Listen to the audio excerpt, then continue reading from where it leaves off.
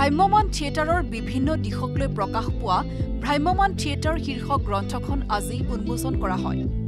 গুৱাহাটীৰ পাণবজাৰত থকা পূৰ্বায়ন প্ৰকাশনৰ কাৰ্যালয়ত অনুষ্ঠিত হোৱা এক অনুষ্ঠানত কেইবাগৰাকীও গণ্যমান্য ব্যক্তিয়ে গ্ৰন্থখন পাঠকৰ বাবে আনুষ্ঠানিকভাৱে উন্মোচন কৰে। ভ্ৰাম্যমান থিয়েটাৰ সাংস্কৃতিক বিষয়ৰ সৈতে জড়িত বহুসংখ্যক ব্যক্তিৰ নিৰ্বাচিত লেখাৰে প্ৰকাশ কৰা হৈছে ভ্ৰাম্যমান থিয়েটাৰ শীৰ্ষক গ্ৰন্থখন। গ্ৰন্থখন সম্পাদনা কৰিছে যোৰহাটৰ কাকজান মহাবিদ্যালয়ৰ অধ্যাপক ডক্টৰ পংকজ গোস্বামীয়ে। গ্ৰন্থখনত ভ্ৰাম্যমান থিয়েটাৰ তথা বিশিষ্ট নাট্য সমালোচক অতুল মজুমদাৰ, সাহিত্য সমালোচক অভিজ্ঞান অনুৰাগ, অচ্যুত লহকৰকে ধৰি অৰ্ধ শতাধিক লেখক সমালোচকে ভ্ৰাম্যমান সন্দৰ্ভত লিখা বিভিন্ন লেখা সন্নিৱিষ্ট কৰা হৈছে। ভ্ৰাম্যমানৰ অতীত, বিভিন্ন পৰিৱৰ্তন, সম্ভাৱনা আদিকে ধৰি ভিন্ন দিশ সন্দৰ্ভত অভিজ্ঞসকলে লিখা প্ৰবন্ধসমূহ সংকলনখনত সম্পাদকে অন্তৰ্ভুক্ত কৰিছে।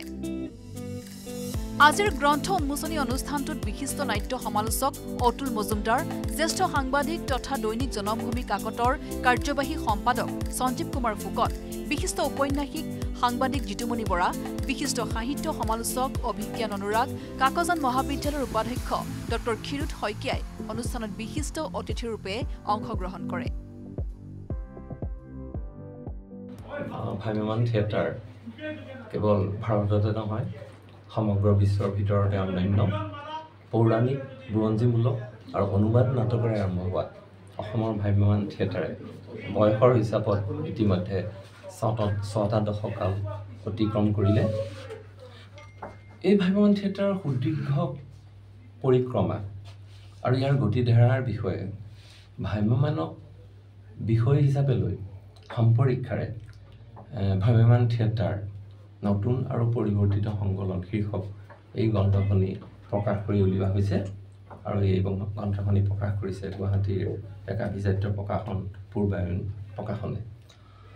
এই গ্ৰন্থখনিত সন্নিৱিষ্ট হৈছে ভ্ৰাম্যমানৰ কলা কৌশলীৰ পৰা আৰম্ভ কৰি নাট্যকাৰলৈকে চিন্তাবিদ, সমালোচক, দৰ্শক, সাংবাদিকৰ পৰা বিভিন্ন চিন্তাশীল ব্যক্তিৰ একোটা প্ৰবন্ধ, আলোচনা, পৰ্যালোচনা, সংবাদধৰ্মী লিখনি আৰু সাক্ষাৎকাৰ।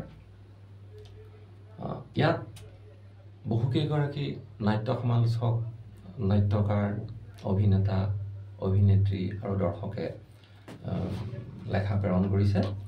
মই সংশ্লিষ্ট সকলোকে ধন্যবাদ জনাইছোঁ আৰু সদৌ শেষত পূৰ্বায়ন প্ৰকাশনৰ স্বত্বাধিকাৰ ডক্টৰ অমিত কুমাৰ উপাধ্যায় ডাঙৰীয়াকো মই কৃতজ্ঞতা নিবেদন কৰিলোঁ আৰু শেষত আশা কৰিম যে এই গ্ৰন্থখিনি পঢ়ি পাঠক সমাজে, অসমৰ তথা ৰাজ্যখনৰ পাঠক সমাজে যদি সঠিক মূল্যায়ন কৰে তেতিয়াহ'লে মোৰ উদ্দেশ্য ফলৱৰ্তী হ'ব। সকলোকে ধন্যবাদ।